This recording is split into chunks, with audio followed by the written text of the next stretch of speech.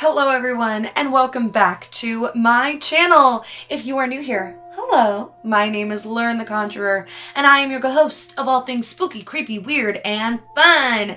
And today, we are back with the ever so popular Bedtime Haunts. And as you can see behind me, it's getting a little ridiculous. I am planning for a lot. Halloween is coming up.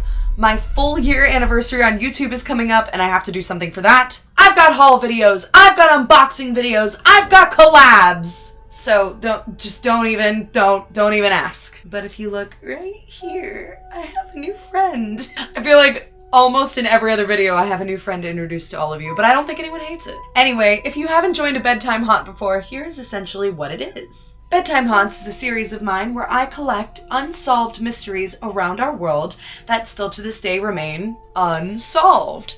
And they tend to keep us up at night. So I thought, you probably look like you need to be kept up at night too. Thanks for clicking on this video. Anyway, let's go ahead and get to our newest bedtime haunt titled Roaming Ruins. It's not unusual to find junk in Brazil's Guanabara Bay, but what Robert Marks unearthed there in 1982 was an unusual kind of foreign matter. In an underwater field the size of 3 tennis courts, located 15 miles from the shore, lay the remains of some 200 Roman ceramic jars, a few fully intact. According to Marks, a professional treasure hunter. Let's stop already. We're stopping right now. Who wanted to grow up to be a treasure hunter? Well, kid, they laughed at you. And look at what you've done. You've proved them wrong. A professional treasure hunter, yada, yada, yada. The jars appeared to be twin-handled amphorae, I think I'm saying that right, that were used to transport goods such as grain and wine in the 3rd century. But how did it get there? The first Europeans didn't reach Brazil until 1500. Oh, got your attention now, didn't I? The Romans, who traded primarily in the Mediterranean port cities and in the Middle East, had little incentive to invest in ships that could cross oceans. However, they did sail as far as India. Perhaps some untrained navigator lost his way in a storm, or maybe mutineers steered the ship westward. We may never know, nor are we likely to uncover new evidence. Brazil closed the Bay of Jars, which kind of sounds like a band that I used to listen to in 2003. You know what? No.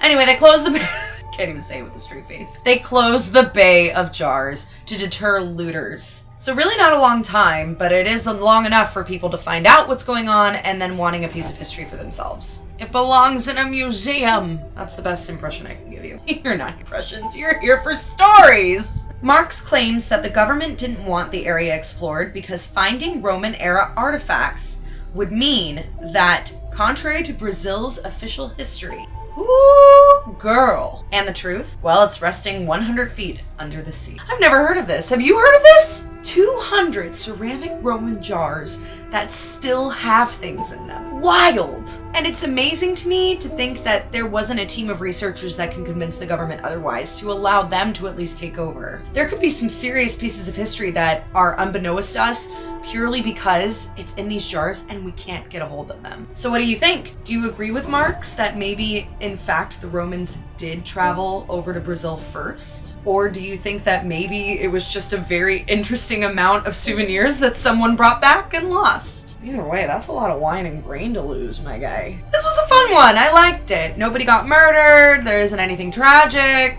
as far as we know. Let me know what you think down in the comments. Speaking of, if you like this video, feel free to hit that like button, as well as consider subscribing to my channel if you enjoy spooky, fun content. I like that. I think I'm gonna keep it. And with that, ghosties and ghoulies, this has been another bedtime haunt. Pleasant screams.